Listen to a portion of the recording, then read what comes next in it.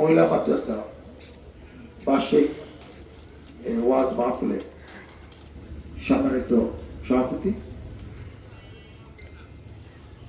জনাব মোহাম্মদ মাজেদুল হক, যিনি এই মাদ্রাসার সভাপতির দায়িত্ব পালন করছেন, উপস্থিত আমন্ত্রিত উলেমা একরাম ভাইয়েরা, পাথরিয়া বিএনপি সভাপতি, সেক্রেটারি সহ বিভিন্ন পর্যায়ের নেতৃবৃন্দ, উপস্থিত এলাকার মুরব্বিয়া, সুধীমণ্ডলী এবং যারা বাড়িতে বসে আমার বক্তব্য শুনছেন, আপনার অনুমতি দিলে একটু পয়সা বলি, কারণ সবাই চাচ্ছে যে একটু যদিও খুব বেশিক্ষণ কথা বলার ইচ্ছা নাই, পাবো কিনা জানিও না। এই দেশের 90% উপরে লোক মুসলমান, কিন্তু আমরা অবাক বিষয় লক্ষ্য করেছি, দেখেছি বিগত 15, 16, 17 বছর এই ওয়াজ মাহফিল গুলা অনেক কম হয়েছে। অনেক জায়গায় অনুমতি দেওয়া হয় নাই, প্যান্ডেল পুড়িয়ে দেওয়া হয়েছে, ভেঙে ফেলা হয়েছে, মঞ্চ থেকে বিএনপি নেতা কর্মীকে ধরে নিয়ে গেছে। বড় বড় আলেমরা যাদের বক্তব্য শোনার জন্য এই মিজানুর রহমান আজহারী, যিনি সিদ্ধান্ত নিয়েছেন যে কোনো মাঠে 5 লাখ লোক না হলে সেই মাঠে সে ওয়াজ করতে যাবে না, তাদেরকে বক্তৃতা দিতে দেওয়া হয় না। মাওলানা তারেক মনোয়ার এবং আরো অনেক এই ধরনের আলেমরা যাদের বক্তব্য শোনার জন্য মুসলমান ভাইয়েরা অনেক সময় অনেক ধৈর্য ধরে অপেক্ষা করতেন, কিন্তু তাদেরকে অনেক জায়গায় কথা বলতে দেওয়া হয় না। আপনি চিন্তা করেন, 90% লোক মুসলমান, বেশিরভাগ 90% লোক এমপি, সচিব, মন্ত্রী, এদের দেশে ইসলামের পক্ষে বলা যাবে না, হাদিসের কথা বলা যাবে না, আমাদের প্রিয় নবী রাসূলদের কথা আমরা শুনতে পারবো না, মুসলমানের ইসলামের ইতিহাস আমরা জানতে পারবো না। এটা আমরা কোন দেশে বাস করি? এর জন্য এই 71 সালে 30 লক্ষ শহীদ হয়েছে এই গণতন্ত্রের জন্য। এর নাম স্বাধীনতা, এর নাম মুসলিম দেশ। কিন্তু দেখেন, কোনো কিছু করেই শেষ রাখা হয়নি। আপনি যেরকম করবেন সেরকমই কিন্তু আপনার জন্য শাস্তি, বিচার অপেক্ষা করবে। আমি বেশি কথা না বলে, অতীত দিনে যারা নেতৃত্ব দিয়েছে তারা নেতৃত্বটাকে কর্তৃত্ব মনে করত। তোমার বিশাল ক্ষমতা, বিশাল দাপট, থানা আমার কথা শুনবে, ইউনো আমার কথা শুনবে, এখানে আপনি বাড়ি বানাবেন আপনার অনুমতি দেওয়া বানাইতে হবে, জমি কিনবেন আপনাকে জিজ্ঞেস করে কিনতে হবে। এই যে একটা কর্তৃত্ব, নেতৃত্ব মানে কর্তৃত্ব না, নেতৃত্ব মানে সেবা, জনগণের পাশে থাকা, জনগণের সাথে থাকা, জনগণের কল্যাণ করা, তাদের আরাম দেওয়া, তাদের বিপদের পাশে থাকা, তাদের যেসব মতামত তারা দিতে চায়, যেসব দাবি দেওয়া কথা, সেটার প্রতি সহানুভূতিশীল থাকা। একজন নেতা ইচ্ছা করলে সমস্ত সমস্যার সমাধান করতে পারে না, কিন্তু জনগণকে উপলব্ধি করতে হবে যে আমার নেতা চেষ্টা করছে রাস্তাঘাট, শিক্ষা প্রতিষ্ঠান, মসজিদ, মাদ্রাসা এগুলা উন্নয়ন করতে। সেটাই আমার আসল পুঁজি। সেইটা হলে তার সত্যিকারের নেতৃত্ব বিকশিত হবে। কিন্তু আমরা সেই কাজটা করি নাই, কারণ আমি জানি যে আগামীতে নির্বাচন হবে 1 বছর, 2 বছর, 5 বছর পরে, সেখানে জনগণের ভোটের প্রয়োজন হবে। ফলে আমি যা বলবো সাক্ষর মা, আমার ভোট ছাড়া আমি আবার চেয়ারম্যান হবো, মেম্বার হব, উপজেলা চেয়ারম্যান হব, পৌরসভা মেয়র হব, এমপি হব। আমার ভোট দরকার নেই, আমার ক্ষমতাকে কেউ চ্যালেঞ্জ করতে পারবে না। আমি তো ভয় পাই ভোটকে, আমি ভয় পাই ভোটকে, যে আমি এইবার এমপি হয়েছি, এরপরে যদি আমি ঠিক কাজ না করি, জনগণের পাশে না থাকি, জনগণের কল্যাণ না করি, জনগণের সুখ দুঃখে যদি আমি তাদের সাথে না থাকি, তাদের সামনে ভোট দিবে না। যখন আমার ওই ভয়টা থাকবে না, আমি যা ইচ্ছা তাই করবো, আমি কেউ কিছু বলতে পারবে না। কোন জায়গা থেকে টাকা নিতে হবে এটা আমি ভালোই জানি, আমি ওই কাজটাই করবো। কারণ আমি আইছি টাকা পয়সা কামানোর লেগে, জনগণের সেবা করার জন্য আসি। আমি একজন বিখ্যাত ব্যক্তি একটি জীবন থেকে একটি ঘটনা বলে বুঝাতে চাবো যে মানুষের নেতৃত্বকে কি পর্যায়ে এসব মানুষ, সারা পৃথিবীর মানুষ শ্রদ্ধা করে। দক্ষিণ আফ্রিকার একজন বিখ্যাত ব্যক্তির নাম নেলসন ম্যান্ডেলা। ভদ্রলোক সম্ভবত 1918 সালে জন্মগ্রহণ করেছেন, 2013 সালে মারা গেছেন 95 বছর বয়সে। এবং সে এমন নেতা, পৃথিবীর ইতিহাসে সে 27 বছর একটানা জেল খেটেছে। সে যেটা নিয়ে আন্দোলন করেছিল সেটা হলো যে দক্ষিণ আফ্রিকায় কালোদের, ব্ল্যাকদের, নিগ্রোদের ভোট হলো মোর দেন 70%। ভোট মানে জনসংখ্যা। সে দক্ষিণ আফ্রিকা কালোরা ভোট দিতে পারবে না, ভোট দিবে 30% সাদা। এটা নিয়ে আলোচনা শুরু হয়েছে। কোনো জায়গায় কোনো কালো লোক প্রমোশন নাই, পোস্টিং নাই, চাকরি নাই, সব সাদারা ওই দেশটা কন্ট্রোল করে। এখন বাংলাদেশের 90% মুসলমান। এখন যদি বলে যে না মুসলমানরা ভোট দিতে পারবে না, অন্য ধর্মগুলি এরা এমপি হবে, মন্ত্রী হবে, চেয়ারম্যান হবে, মুসলমানরা তাকে তাকে দেখবে, এটা মানবে? দক্ষিণ আফ্রিকায় তাই হয়েছিল। এবং এই আন্দোলন করতে গিয়ে তাকে 62 সালে 63 সালে তাকে অ্যারেস্ট করে, 63 সালে। এবং সেই মামলায় সে কনভিকশন হয় এবং সেই মামলায় সে 27 বছর সরকার বাধ্য হয়ে ইন্টারন্যাশনাল বিভিন্ন কমিউনিটির চাপে তাকে 90 সালে জেল থেকে বের করে যে ঠিক আছে কালোরা ভোটার হতে পারবে, এই কন্ডিশন দিয়ে। এবং উনি 93 সালে নোবেল পুরস্কার পান। আলফ্রেড নোবেল, সুইডেনের বিখ্যাত বিজ্ঞানী, যিনি নোবেল পৃথিবীর মধ্যে সবচেয়ে দামি পুরস্কার, যে 6টা ক্যাটাগরিতে দেওয়া হয়, এক একটা পুরস্কারের মূল্যবান কমপক্ষে 12 কোটি টাকা। প্রতি বছর নোবেল পুরস্কার দেওয়া হয়। ফিজিক্স, কেমিস্ট্রি, মেডিকেল সায়েন্স, সাহিত্য, শান্তি, অর্থনীতি, 6টা ক্যাটাগরিতে দেওয়া হয়। উনি জীবন দশায় যা কামাইছিলেন, 1895 সালে উনি উইল করে যান যে আমার সমস্ত সম্পত্তি, উনি অনেকগুলো ফর্মুলা আবিষ্কার করেছিলেন, মনে হয় 350, যে 94 সমস্ত ইনকাম এই নোবেল পুরস্কার জন্য আছে। এখন হাজার হাজার কোটি টাকা যদি আপনি ব্যাংকে রেখে দেন, আপনি এত বছরে 5000 কোটি টাকা আছে, সেই টাকা থেকে নোবেল পুরস্কার দেওয়া হয়। আমাদের আজকে যিনি ইন্টারমিডিয়েট গভর্নমেন্টের প্রধান, এই ইউনুসও কিন্তু নোবেল পুরস্কার পেয়েছে শান্তির জন্য। ওনাকে 93 সালে শান্তির জন্য নোবেল পুরস্কার দেওয়া হয়। উনি 94 সালে ইলেকশন করেন এবং বিপুল ভোটে সে, ততদিনে ব্ল্যাকটা ভোটার হয়ে গেছে, বিপুল ভোটে সে পাশ করেছে। পাশ করার পরে উনি সে আগে আমাদের প্রিয় নবীরা খলিফারা যেরকম করতেন, রাতে অন্ধকারে ঘুরে ঘুরে দেখতেন মানুষের অবস্থা কি, কে না কে আছে, কার কি কষ্ট। ওনার একটা অভ্যাস ছিল যে অল্প কিছু সিকিউরিটি লুক নিয়ে গ্রামের মধ্যে পাড়ায় মহল্লায় ঘুরে ঘুরে দেখতেন মানুষের অবস্থা কি। একদিন দুপুরে উনি একটা রেস্টুরেন্টে, গলির ভিতরে একটা রেস্টুরেন্টে তার নিজস্ব গাড়িতে 4-5 জন সিকিউরিটি লোক নিয়ে, তারা সিভিল ড্রেসে, কোমরে পিস্তল আছে কিন্তু সিভিল ড্রেসে, টিভিরা যে কাজটা করে, তাদের নিয়ে এসে রেস্টুরেন্টে গিয়ে ওখানে ম্যানেজারের সাথে কথাবার্তা বলে, ম্যানেজার সালাম দিচ্ছে, অনেকে চিনেও ফেলছে তাকে। সে খাবার টেবিলে বসছে, বসে খাবার অর্ডার দেওয়ার সাথে সাথে ওনার দূরে চোখ পড়লো যে অন্য একটা টেবিলে একজন বয়স্ক লোক চা খাচ্ছে। সে তার সিকিউরিটি লোককে বললো যে ওই লোকটাকে বলো যে আমি তাকে এই টেবিলে আমার সাথে দুপুরে খাবার খেতে দেখেছি। তো সিকিউরিটি লোক গিয়া বললো যে তাকে দেশের প্রেসিডেন্ট নেলসন ম্যান্ডেলা আপনাকে ডেকেছে ওই টেবিলে, আপনার তার আমন্ত্রণ গ্রহণ করুন এবং তার সাথে দুপুরে খাবার খাওয়ার জন্য ডাকছে। সেই ভয় লোকটা আস্তে আস্তে হেঁটে হেঁটে এসে তার সামনে বসলেন, তার দিকে তাকাতে পারছে না, মাথা নিচে করে বসে আছে। খাবার আসলো, নেলসন ম্যান্ডেলা বললেন যে খান। উনি কোনো কথা বলছেন না। তারপর কাঁটা চামিচ দিল, সে কাঁটা জমিতে নাড়াচাড়া করছে, কোনো কিছু খাচ্ছে না। নেলসন ম্যান্ডেলা সিকিউরিটি লোক বললো, স্যার ওনার শরীর মনে হয় ভালো না, ওনাকে তাহলে এটা বা বাসা দিয়ে আসবো। নেলসন ম্যান্ডেলা বুঝছেন উনি কেন খেতে পারছেন না। উনি বলে যে ঠিক আছে, আপনার শরীর খারাপ, ঠিক আছে আপনার বাসায় চলে যান। বললো যে আমার লোক আপনাকে দিয়ে আসবে। বললো যে না না, আমাকে দিয়ে আসতে হবে না, আমি যেতে পারবো না, আপনি কষ্ট করে যাবেন, আমার লোক দিয়ে আসবেন। তারা ধরাধরি করে খাবার প্যাকেট করে তার বাসায় দিয়ে আসলেন।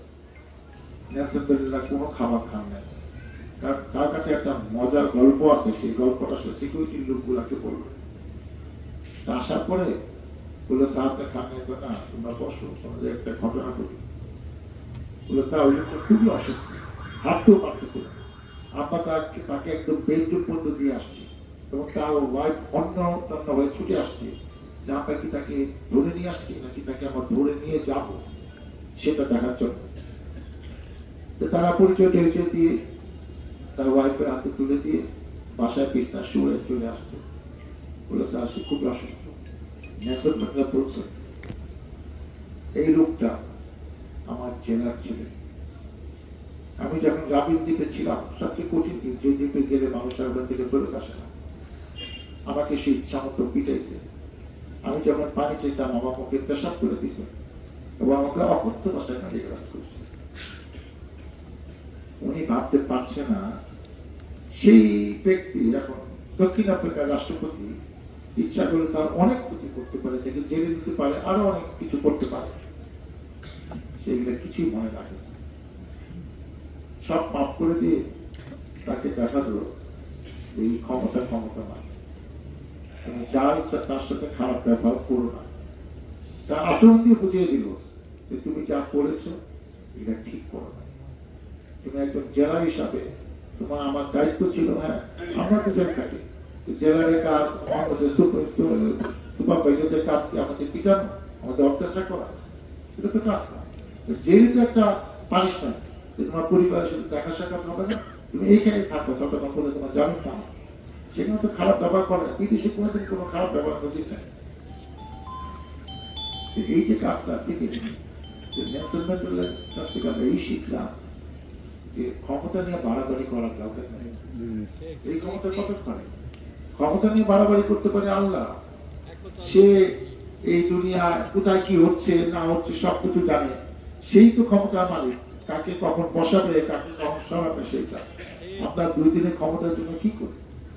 দেখেন, বাংলাদেশের জন্য একটা নজির দরকার ছিল। এই 5 তারিখে যেটা হলো, এটা না হলে এই দেশটা ধ্বংস হয়ে যাবে।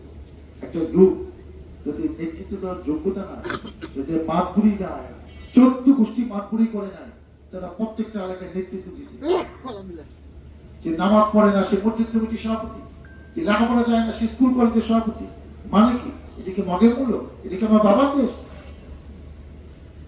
যে যেরকম করতো আমরা এতদিন ডাকতাম, এই সব কিছু মনে হয় আমরা বেশিরভাগই তো অনেক অবিচার, অন্যায়, বিচার তো দেখি না। আমরা মনে করি যেগুলো পরকালে বিচার হবে, এই বুঝুকে যাবে না যাবে, এটা আল্লাহ বুঝুক, আমরা তো কিছু করার নেই। কিন্তু এমন একটা দৃষ্টান্ত আল্লাহ তাকে দিলেন, যেটা অনেক বাড়াবাড়ি করছে। দল বিচার এই বাংলা মাটিতে হওয়া দরকার, এবং এই বিচার দেখা আমরা অন্যান্যরা যারা আগামীতে নেতৃত্ব দিবে তারা যেন শিখে যে তুমি যা ইচ্ছা তাই করো না। এই ক্ষমতা বেশি দিন না, এই মাতবরি বেশি দিন থাকবে না। এইভাবে চললে তোমারও খবর আছে। আমার শেষ কথা হলো, এই দেশ আমার, এই দেশ থেকে কই যাবো? আজকে যদি এই দেশ থেকে চলে যাওয়ার ইচ্ছা থাকতো, 15 বছরের আওয়ামী লীগের অত্যাচারে আমি মাত্র 3 বার জেলে গেছি। আমার নামে মাত্র 53টি মামলা এখনো আছে। অথচ আমি ক্যাডেট কলেজে পড়ছি, মিঠাপুর ক্যাডেট কলেজে। আমি মেডিকেল কলেজ ময়মনসিংহ মেডিকেল থেকে পাশ করেছি। আমি কয়েক বছর ট্রেনিং নিয়ে, হার্টের উপর, কিডনির উপর ট্রেনিং নিয়ে আমি বিসিএস পাশ করে আমি 5 বছর সরকারি চাকরি করছি। আমি মেডিকেল অফিসার ছিলাম কিশোরগঞ্জ ইটনা, মেডিকেল অফিসার ছিলাম সাপাড়ে হেলথ কমপ্লেক্সে। তারপর আমার মাথায় পলিটিক্স ধরলো। সরকারি নিয়ম অনুযায়ী, বিধি মোতাবেক, যে আপনি সরকারি চাকরি করলে আপনি সংসদ নির্বাচনে অংশগ্রহণ করতে হলে আপনি পদত্যাগ, স্বেচ্ছায় পদত্যাগ করে মনোনয়ন পত্র জমা দিতে হবে, তা না হলে আপনার মনোনয়ন পত্র বৈধ হবে না। আমি সেই কারণে 96 সালে আমাকে দল যখন মনোনয়ন দেয়, আমি রিজাইন করে সংসদ নির্বাচনে আপনার ভোটে আমি ধানের মার্কা নিয়ে 96 এমপি, 2001 দ্বিতীয়বার এমপি। আমার বাবাও 79 সালে এই ধানের মার্কা নিয়ে সবার এলাকায় এমপি ছিলেন। উনি 45 বছর ইয়ারপোর্টে আশুলিয়া, পরবর্তীতে স্বাধীনতার পরে আনোয়ার জংশন আশুলিয়া ভাগ করে উনি ইয়ারপোর্টে একটানা 45 বছর জামিন ছিলেন। আমার ছোট ভাই বিপ্লব, সে 2বার এয়ারপোর্টের চেয়ারম্যান, একবার ভাইস চেয়ারম্যান। আমার বোনের হাসবেন্ড, আপন বোনের বড় বোনের হাসবেন্ড, যে বোনটা মারা গেছে 2011 সালে ক্যান্সারে আক্রান্ত হয়ে, উনি 1984 থেকে 2027 বছর হুমায়ুন পার্ক আশুলিয়া ইউনিয়ন পরিষদের চেয়ারম্যান ছিলেন। আমরা একটা রাজনৈতিক পরিবারের সন্তান, সবকিছু চাকরি টাকরি ডাক্তারি বিদ্যা বাদ দিয়ে মানুষের সেবা করতে আসছে। শেখ হাসিনা আমাদের 15 বছর গায়েব করে দেয়। এই 15 বছরের কোনো স্মৃতি নাই। আছে স্মৃতি, পলাইয়া ছিলাম, মামলা খাইছি, বাসা থেকে ধরে নিয়ে গেছে, কোর্টে গেছি, জামিন দেয় নাই, কোর্টে পাওয়া দেয়, চলতেছি। যদি ইচ্ছা থাকতো তাহলে এইসব বাদ দেওয়াতে আমেরিকা কোনো একটা দেশে ওই দেশে থাকতাম, আর এই দেশে আসতাম। আমার বাবা সারা জীবন মৃত্যু একমাত্র রাজনীতি করে গেছে, সেই জীবাবত্তি শুয়ে আছে। আমারও যাওয়ার ইচ্ছা নাই। রাজনীতি যে কদিন আছি করবো, আপনাদের সাথে আছি, পাশে আছি, এবং এখানে যেন আমার বাবা হয় সেজন্য আর যায়নি। যা আছে পাকবে। এবং দেখেন সবুরে মেয়া ফলে ছিলাম এই আসলে বেশি দিন থাকবে না। স্বপ্ন দেখছি আজকে যাবে, কালকে যাবে, পরশু যাবে। হ্যাঁ, সময় লাগছে 15 বছর, 16 বছর, 17 বছর, চাইতে কিন্তু হয়েছে। পৃথিবীর ইতিহাসে নাই কোন সরকার ক্ষমতা থেকে বিতাড়িত হলে সহসা ক্ষমতায় আসে। আমি অনেক বই পড়েছি, কোন ইতিহাস নাই। যারা স্বপ্ন দেখে, এই স্বপ্ন আমরাও দেখছি, হুট করে চলে আসবো, হুট করে চলে আসবো, স্বপ্ন দেখতে থাকে। আমরাও তো দেশে থাকবো, রাজনীতি করবো, আপনি স্বপ্ন নিয়ে থাকেন। এরকম অন্যায় অত্যাচার অবিচার করে জনগণ যাকে পেলে, আপনি যদি চোখ বন্ধ করে চিন্তা করেন শেখ হাসিনাকে গণভবনে পাইলে ছাত্ররা কি করতো, চিন্তা করেন। হাজার হাজার লক্ষ লক্ষ পুলিশ সামনে কেউ রক্ষা করতে পারত না। এমন রাত, এমন জীব, বিএনপি হাজার হাজার নেতাগুলোকে মেরে ফেলছেন, গুম করে ফেলছেন, আয়না করে একজনকে বন্দি করে রাখছেন। 8 বছর 10 বছর পরে বেরিয়ে আসলে খালি ঘটনার নাম বলবো না, আপনার চিনে ফেলবেন। এসে দেখে এত তারা ভালো একটা সংসার, তার ওয়াইফ মনে করছে তার হাজবেন্ড তো মেরে ফেলছে, সে তার একজন পরিচিত জনকে বিয়ে করছে। এখন হাজবেন্ড এসে বলে তুমি এটা কি করছো, আপনি কি উত্তর দিবেন? সে তো জানেই না। সে ধরে নিচ্ছে যে বিষয় আওয়ামী লীগের হাতে যা গেছে তার তো জীবন ফেরত আসে না। এবং কত মায়ের বুক খালি হয়ে গেছে, এটা কোনো কথা হলো? আমি বিরোধী দল করি, বিএনপি করি দেখে আমরা ধরে নিয়ে মেরে ফেলবেন? এর নাম রাজনীতি? এর লেগে দেশ স্বাধীন হয়েছিল? আজকে দেখেন 1500 ছাত্র শ্রমিক জনতা শহীদ হইল। 15,000 ছাত্র শ্রমিক জনতা, যা এক চোখ নাই, 2 চোখ নাই, 1 হাত নাই, কিংবা 1 পা নাই, 2 হাত নাই, 1 পা নাই, কিংবা 2 পা নাই, আরো কঠিন অসুবিধা, পঙ্গু হয়ে জীবন কাটাচ্ছে। তিনি এটা জীবন দিল কার জন্য? আপনি দেখেন এরা কেউ বড় হইয়া কেউ ডাক্তার হইতো, ইঞ্জিনিয়ার হইতো, সচিব হইতো, আমলা হইতো, শিক্ষক হইতো, যদি আপনি বাঁচতে দেন নাই, দায়িত্ব কার? আল্লাহ বিচার তো বাকি আছে। মানুষ মেয়েরা ক্ষমতায় থাকবেন, এগুলো আজকাল দিনে এগুলো হয় যে হাজার হাজার মানুষ যারা পারছে, ওই কেউ তো ক্ষমতায় নেই। আস্তে আস্তে সব দেশ খালি হয়ে গেছে, কোন দেশে কোনো স্বৈর শাসকের খবর নেই। আপনার পৃথিবী ইতিহাস দেখেন, এইভাবে মানুষ মেয়েরা ক্ষমতায় থাকা যায়, একসময় চাইতেই হয়। কয়েকদিনের ক্ষমতা, কেন দেশ তো ভালো চলতেছিল, একবার বিএনপি, একবার আওয়ামী লীগ, বিএনপি আওয়ামী লীগ, মানুষও তো শান্তিতে ছিল। এত ক্ষমতা তো দরকার নেই। আওয়ামী লীগ মানে আওয়ামী লীগ, আর কেউ হতে পারবো না, আমরা এলাকায় যেতে পারবো না, ওয়াজ মাহফিলে বক্তৃতা দিতে পারবো না। এই দেশ তো আমার, এই এলাকা তো আমার বাবা এমপি ছিল, আমি দিব এমপি, আমার বাড়ি জিরাবো, জমি তোমার সব ওখানে পড়ে আসছে। কেন আমি বিএনপি করি, সেটাকে সাফালাইতে পারবো না। আর ফকির নিয়ে যাকে পাপতে তার পরিচয় নাই, যারা বাবা ফকির ছিল, দাদা ফকির ছিল, তারা আজকে কোটি কোটি টাকা মালিক হয়ে গেছে। নিজের বিবেককে প্রশ্ন করেন। একটা জিনিস করে গেছে আওয়ামী লীগ, এই প্রতিষ্ঠানগুলো ধ্বংস করে গেছে। কোন প্রতিষ্ঠানে কোনো টাকা নেই, মসজিদে টাকা নেই, মাদ্রাসায় টাকা নেই, স্কুলে নেই, কলেজে নেই। লক্ষ লক্ষ টাকা ছিল, কোটি টাকা ছিল, সব খালি করে চলে গেছে। সবাই চুরি করছে। আমি কোনো সৎ মানুষ কোথাও দেখিনি যে সে টাকা ওখানে আরো জমাইছে। সে দায়িত্ব নেওয়ার সময় 10 লাখ ছিল, সে যখন পলাইছে তখন 20 লাখ ছিল। একজনের নাম আপনি বলতে পারবেন এই সভা আসিলিয়া কোন প্রতিষ্ঠানে না। কি এটা মানুষের জন্য প্রতিষ্ঠান, এগুলো ভালোভাবে চলছিল, এর কেন ধ্বংস করছে? আজকে দেখেন সর্বশেষ যে কাহিনীটা বলবো, 5 তারিখে শুধু সাভারে এই 2 থানা আক্রমণ করতে গিয়ে 70-80 জন মারা গেছে ছাত্র শ্রমিক জনতা। আশুলিয়াতে একজন পুলিশ কর্মকর্তা 6 জন ছাত্রকে মেরে একটা ভ্যান বাড়িতে শোয়ায় পেট্রোল ঢেলে আগুন লাগাই যাতে তার চিহ্ন না থাকে, যার লাশটা বাপ মারা পায় না।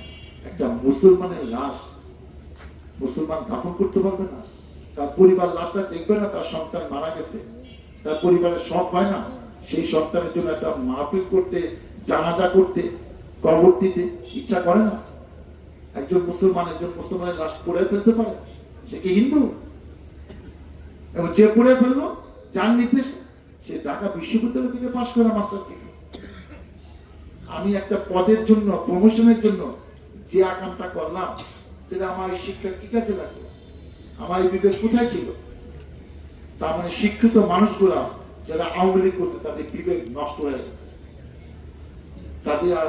তাদের আর কোনো বিবেক কাজ করবে না। এখনো তারা বলে তার আপাই নাকি শ্রেষ্ঠ নেতা, তার আপাই নাকি সবচেয়ে ভালো প্রধানমন্ত্রী। তারা স্বপ্ন দেখে আবারও ইলেকশনের মাধ্যমে তারা আপা আসবে, ফুট করে আইসা অন্য কোনো দেশ তারে বসাই দেবো প্রধানমন্ত্রী হিসাবে। থাকেন আপনার স্বপ্ন নিয়ে সমস্যা নেই। এই দেশ সবার, আমার আপনার সকল, আমরা সবাই মিলে আসুন আবার আমরা দেশটা কি করি। যা হয়েছে হয়ে গেছে, প্রচলিত তাদের বিচার হবে। কাউরের মাইরা পিঠে আপনি এইসব ব্যবস্থা করতে পারবেন না। যারা যেরকম করেছে তাদের বিচার তো আমরা দেখলাম, বাকিটা সরকার বিধিমতো বিচার হবে। আমরা সবাইকে নিয়ে কাজ করতে চাই। আমরা ন্যাশনাল ম্যান্ডেলের মতো আদর্শ পালনতা হতে চাই। জাতীয় কথা সারা পৃথিবী মনে রাখবে যে নেতৃত্ব মানে জনগণের সেবক, জনগণের কথা শুনতে হবে, তাকে পাশে নিতে হবে। নেতৃত্ব মানে আমি অস্ত্র নিয়ে, ক্যাডার নিয়ে ঘুরে বেড়াবো, আমার কাছে কেউ আসতে পারবে না, সবার কাছ থেকে গোপনে চাঁদা নিব, আর আমি মনে হবে আমার মতো বড় না দেয় আর না। সেই দিন চলে গেছে।